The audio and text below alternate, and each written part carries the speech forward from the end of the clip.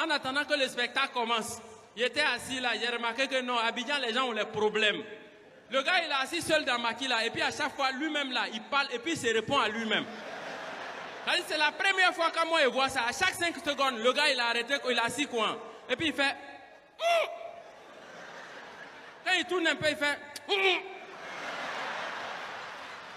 Après, tu le vois, il fait... Il tourne jusqu'à et puis il fait... Donc tous les clients du Maki voulaient aller se rendre compte de ce qui se passe. Quand ils se lèvent, ils s'en vont se renseigner. Quand ils reviennent, eux tous, ils commencent à faire la même chose. Ils sont contaminés automatiquement. Au point où, quand ils passent devant le Maki, tu as l'impression que c'est une chorale qui est en train de chanter. Tu as l'impression que c'est orchestre. C'est moi seul, je ne faisais pas ça. Donc je me suis levé pour aller voir le gérant, pour savoir de quoi il s'agit. Quand j'ai vu le gérant, j'ai dit, mon ami, ton client qui est là-bas, là, qu'est-ce qui se passe? Et puis depuis, il est là, il fait et puis les gens sont là, ils font la même chose. Il dit, hey, mon ami, ça là, si elle t'explique là, tu as fait la même chose. J'ai dit, moi? Il dit, oui. J'ai dit, bon, explique-moi. Quand j'ai tendu mon oreille, il m'a dit, son problème là, il dit, il enceintait sa belle-mère. J'ai dit, il dit, c'est pas fini, hein? C'est pas fini, hein? Envoie ton oreille encore.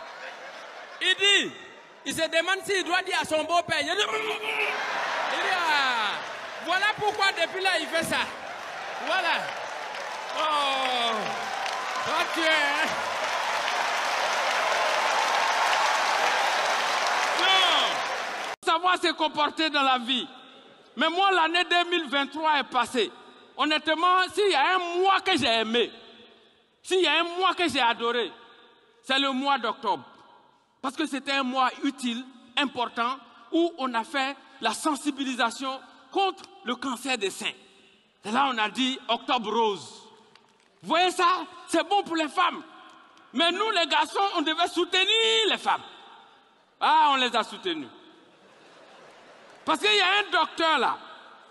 Il y a un docteur qui a dit, pour prévenir le cancer des seins, il faut téter. Ah, ce docteur-là, on doit le primer. Il mérite le prix Nobel de la joie. Non, mais franchement, depuis qu'il a dit ça, moi, dans mon quartier, sur 100 ans, au nom de Dieu, aucune fille ne peut dire que le cancer des seins peut l'attraper. Ah, nous, on a tété, hein? On a tété. Même quand on te voit dans la rue, on dit, viens, on va téter. Je vous assure. Moi, mon oncle, j'ai mon oncle même, lui, il est parti plus loin que ça.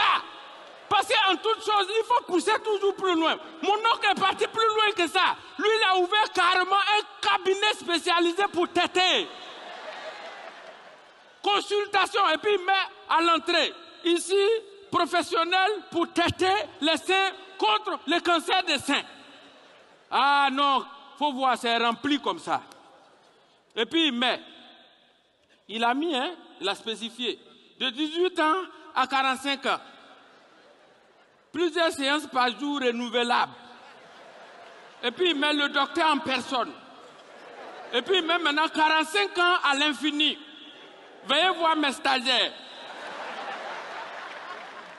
Aucun renouvellement possible. J'ai dit, ah!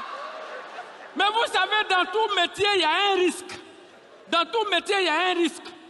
Les petites filles de maintenant, elles aiment faire BBL tellement. Ce n'est pas toutes les filles qui ont l'argent pour aller faire chirurgie. Il y a une qui allait frotter pommade pour grossir sein là.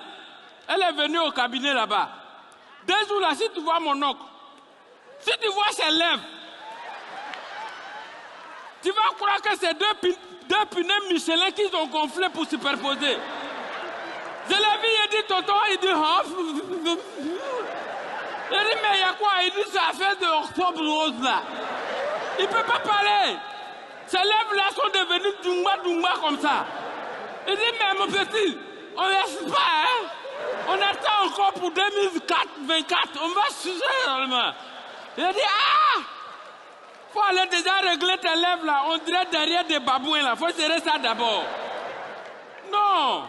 Oh, franchement, mais